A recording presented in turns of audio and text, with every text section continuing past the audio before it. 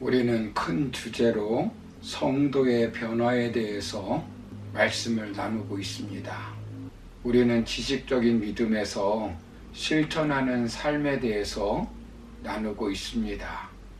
본문 19절을 보시면 네가 하나님은 한 분이신 줄을 믿느냐 잘하는도다 귀신들도 믿고 떠느니라 라고 말씀합니다. 즉 귀신도 믿고 떠는 믿음이 있다는 것입니다. 이 믿음은 어떤 믿음입니까? 귀신도 믿으니까 구원받았습니까? 아닙니다. 이 믿음은 지식적인 믿음입니다. 하나님은 한 분인 줄 압니다. 예수님도 압니다. 역사적으로 존재하신 예수님을 아는 것입니다. 그러나 지식적으로 알 따름입니다. 구주로 받아들이지도 않고 그 믿음대로 살지도 않습니다. 이런 믿음은 구원을 받을 수 있는 믿음이 아닙니다. 17절을 보시면 행함이 없는 믿음은 그 자체가 죽은 것이라고 말씀합니다. 그리고 20절을 보시면 행함이 없는 믿음은 헛것이라고 말씀합니다. 말로는 믿는다고 하지만 실제로는 믿지 않는다는 것입니다. 예수님께서는 마태복음 12장 33절에서 그 열매로 나무를 아느니라 라고 말씀합니다. 그리고 로마서 10장 10절을 보시면 사람이 마음으로 믿어 의에 이르고 입으로 시인하여 구원에 이르느니라 라고 말씀합니다. 마음으로 믿는 것이 아니라 믿는 채 하는 것입니다. 입으로 시인하여야 하는데 시인하는 채만 하는 것입니다. 그래서 야고보 사도는 말로만 믿는 지식적인 믿음에서 벗어나라는 것입니다.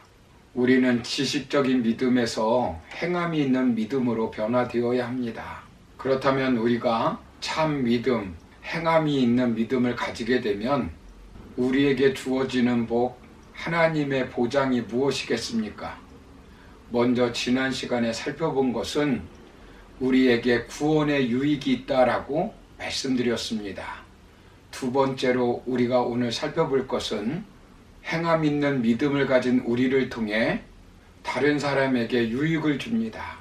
본문 15절, 16절을 보시면 만일 형제나 자매가 헐벗고 일용할 양식이 없는데 너희 중에 누구든지 그에게 이르되 평안히 가라, 덥게 하라, 배부르게 하라 하며 그 몸에 쓸 것을 주지 아니하면 무슨 유익이 있으리요 라고 말씀합니다. 지식적인 믿음만 가지고 있는 사람은 헐벗고 양식이 없는 사람에게 평안히 가라, 덥게 하라, 배부르게 하라 말로만 한다는 것입니다. 가난하고 헐벗은 사람을 위해서 어떤 행동도 하지 않는다는 것입니다. 그러면 그들에게 무슨 유익이 있겠냐는 것입니다.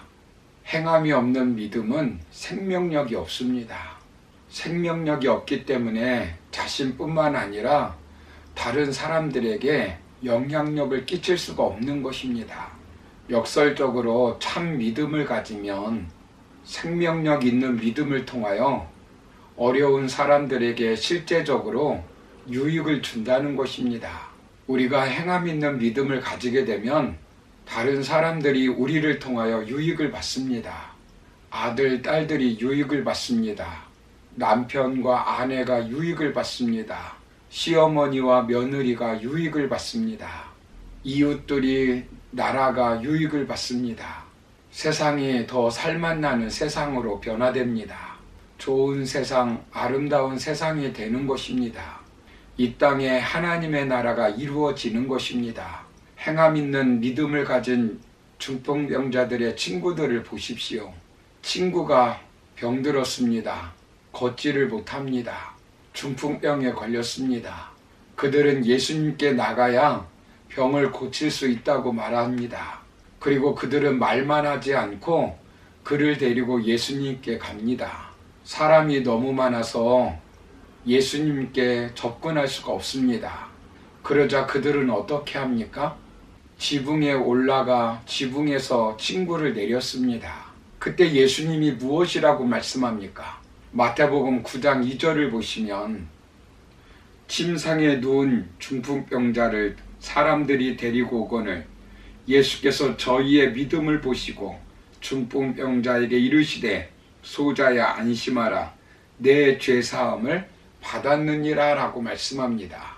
예수님은 그들의 믿음을 보시고 중풍병자를 고쳐주셨습니다.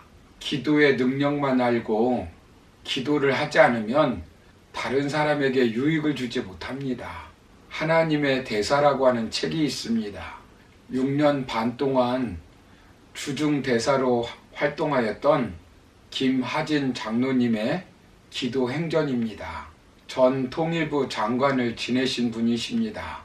장로님이 기도하는 가운데 하나님의 음성을 듣고 중국에 가서 사스가 창궐하던 시기에 노무현 대통령의 방중을 건의하였고 방중 계획 불과 이틀 전에 사스가 공식 종료되는 기적을 경험했다고 합니다.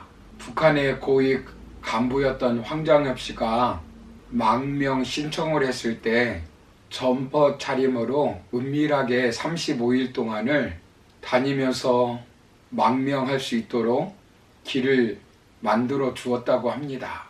그때 중보 기도팀이 많은 기도를 하였고 기도를 통해서 불가능했던 그 문제들이 가능하게 되었다고 합니다. 수천 번의 기도를 통해서 중국의 감옥에 갇혀 있는 많은 사람들을 석방하게 하고 사형수를 감형받게 하는 기적을 체험하게 되었다는 것입니다. 한 사람의 행함 있는 기도를 통해서 나라와 많은 사람들에게 유익을 끼친 것입니다. 오늘날 많은 성도들이 세상 사람들에게 손가락질을 당하는 이유가 무엇입니까? 말만 하고 행함이 없기 때문입니다. 실천하지 않기 때문입니다. 우리가 행함 있는 믿음을 가지게 되면 우리를 비판하는 세력의 입을 잠잠하게 만들 수 있습니다. 베드로전서 2장 15절을 보시면 곧 선행으로 어리석은 사람들의 무식한 말을 막으시는 것이라 라고 말씀합니다. 우리가 행함 있는 믿음을 가지게 되면 전도의 문이 열립니다. 베드로전서 3장 1절을 보시면 아내된 자들아 이와 같이 자기 남편에게 순복하라. 이는 혹 도를 순종치 않는 자라도 말로 말미암지 않고 그 아내의 행위로 말미암아 구원을 얻게 하려 함이니라고 말씀합니다. 내가 행하는 믿음을 통하여 나도 유익을 받지만 주위에 있는 사람들이 유익을 얻는다는 것입니다. 행하는 믿음은 결코 손해가 아닙니다. 예수님께서 누가복음 6장 38절에서 주라 그리하면 너희에게 줄 것이니 곧 후히되어 누르고 흔들어 넘치도록 하여 너희에게 안겨주리라. 너희의 헤아리는 그 헤아림으로 너희도 헤아림을 도로 받을 것이니 라고 말씀합니다. 사랑하는 성도 여러분, 하나님을 지식적으로 아는 믿음에 그치지 않기를 바랍니다. 내가 아는 말씀을 삶에서 믿음으로 실천해야 합니다. 우리가 말씀을 실천하게 되면 내게도 유익이 있지만 주위에 있는 사람들이 많은 유익을 얻게 됩니다. 요셉 한 사람으로 말미암아 온 가족이 살게 되었고 민족이 살게 되었습니다. 그러므로 하나님을 믿고 말씀대로 행함으로 다른 사람들에게 많은 유익을 끼치는 저와 여러분의 삶이 되기를 주님의 이름으로 축원합니다. 감사합니다.